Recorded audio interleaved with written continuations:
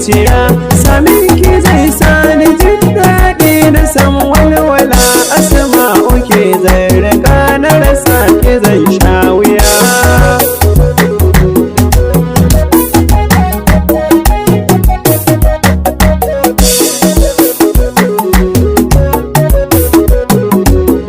Tsananin kulawa soke nuna kauna, ni na yi dace da ke ba kya guduna. Nazarin ki kullum yake sabin raina, na zamo cikin walwala kullum nake dariya.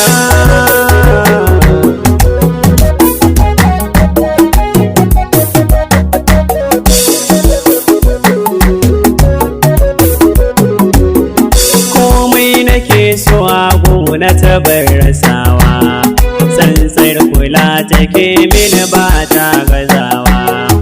In damuwa ta samun ba ta sakewa, sai ta yi ƙoƙari ta cire damuwar zuciya.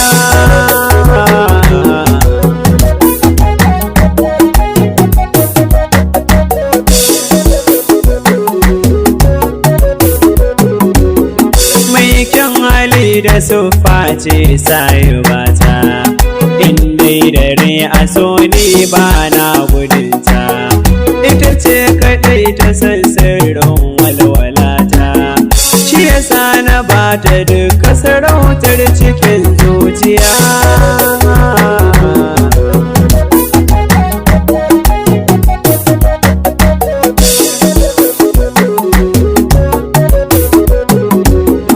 Ita ko da yaushe burinta ta daɗaɗa min, za ta yi kitso da kunshi kuma ta faɗa min cewa na zo na gani kwalliya ta yi min. Sai ta ce hakan na yi ne da ranka in sanyaya.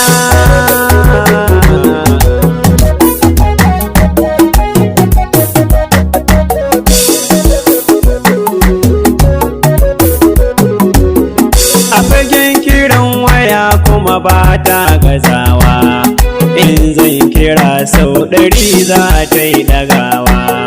Ko zan yi minti 100 ba ta kashewa, sai ta biye mi ta sha ta waya muna dariya.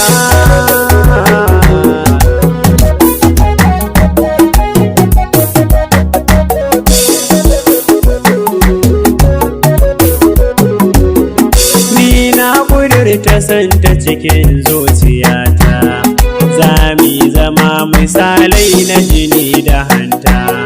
Komai wuya da daɗi ba na barinta, za mu zaman so da ƙauna kullum cikin dariya.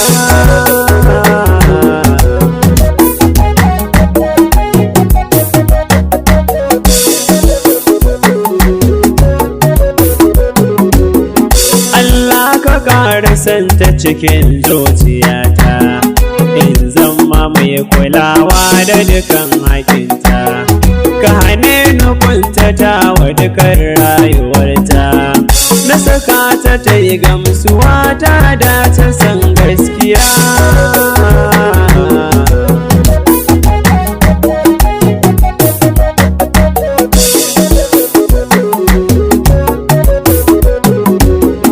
Asma'u sanki ya zaga dukan jikina, ya ke ta jijiya ya shiga zuciyana. Ni Aliyu Atam gare ki na miƙa kaina, ki rike ni san gaskiya kake bar ni in sha wuya.